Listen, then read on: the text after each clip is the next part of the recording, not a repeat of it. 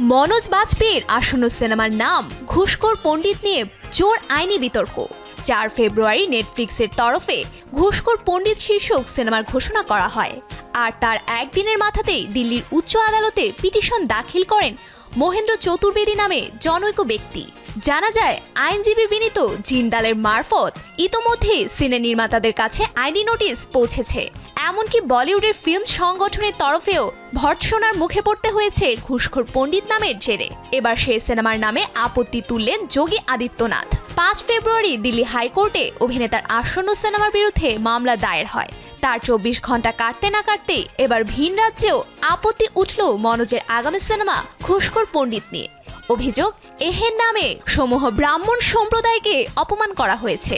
আর সেই মর্মেই কড়া আইনি পদক্ষেপের নির্দেশ দিয়েছেন খোদ উত্তরপ্রদেশের মুখ্যমন্ত্রী যোগী আদিত্যনাথ।